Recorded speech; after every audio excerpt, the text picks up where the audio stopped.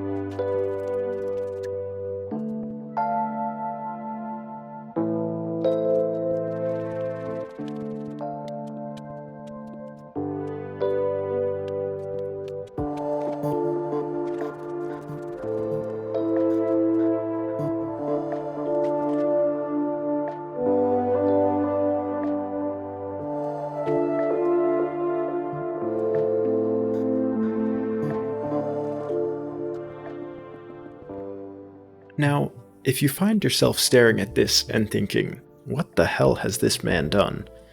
Well, I don't blame you. But I think you can start to see the idea of what I'm trying to make here. You can see that I've made individual sort of blocks that all together comprise this sort of tower-like shape. And I think you can tell that towards the bottom, these blocks tend to be made wider and then slowly sort of narrow all the way up to create this sort of tower-like effect. I know it's not perfect right now, and there's still some issues, especially with, say, these bricks here, where they're completely homogeneous and repeated. We'll have to fix that. Obviously, we need to give this walls and ceilings and so on, but as far as making a basic shape, I don't think this is a bad first attempt, and I think that this is actually going to turn out pretty cool. So let's just bear with me for now, alright?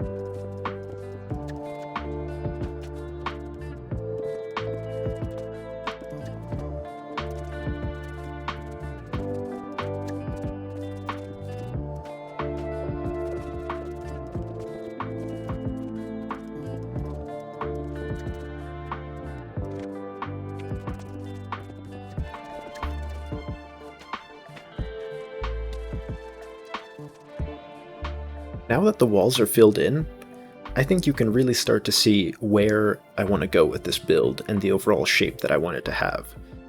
But even though the walls, I think, came out pretty well with some nice texturing in the block choices there, I think it's still lacking something.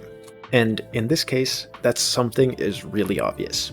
What this build is lacking is any sort of depth. Right now, this looks like a bunch of big rectangles stacked on top of each other. It does not look like a castle, because a real castle has nooks and crannies and windows and doors all over the place. For something in this state, cracks, ruins, crumbled parts, everything that a real castle should have, this currently doesn't. So let's fix that.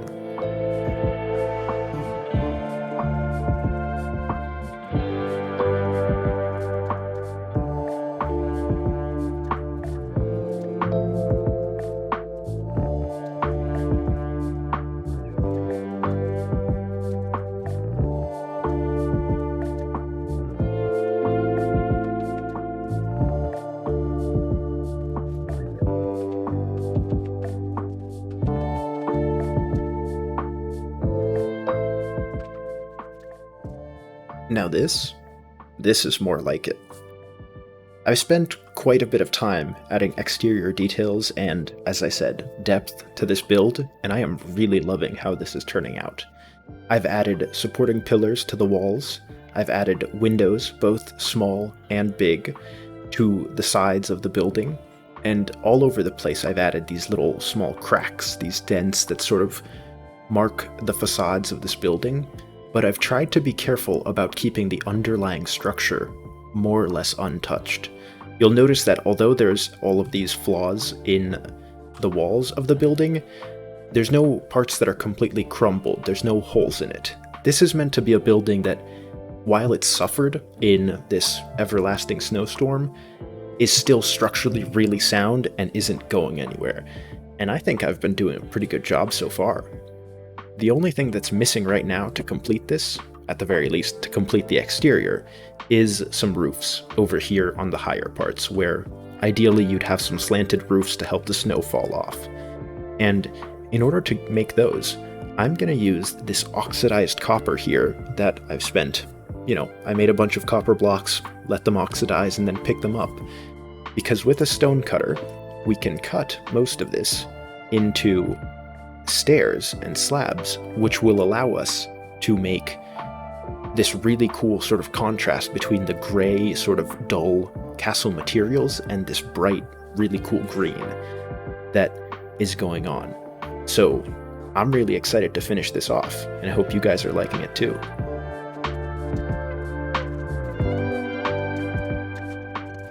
And finally, here we are. When I started this, I really wasn't sure if I was going to like what the final product would look like, but I'm really happy with how this turned out. Yeah, there's still a few details that need to be ironed out. I'm still not entirely sure what we're going to do with the very top layer up there. I'm not 100% on that roof style, but I don't care, because right now, as a whole, I really like how this turned out, and I think this is going to be one of the coolest bases to have in this post-apocalyptic snowland.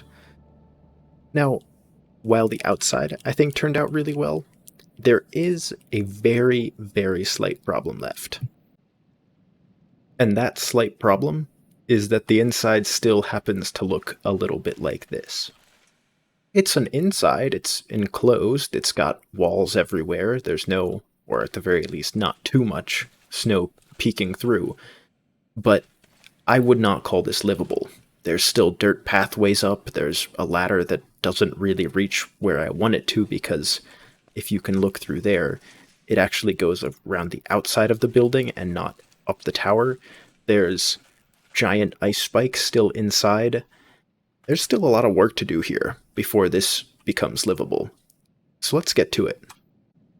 The first step to making this livable is to give it some floors. It's not going to be perfect, but I want to at least sketch out where the floors will be so that I can get an idea of what size rooms I'll have to work with. I think we should have plenty space, all things considered, but, it's nice to know where things stand. And in order to do that, I've been farming a little bit of this dark wood, and making these dark wood planks, which I think are a really nice color and will be a great contrast to the gray as this sort of dark but still very rich brown. So I'm going to farm up a little bit more of that, and as soon as I have enough, I'm just going to start placing it all over. See you soon.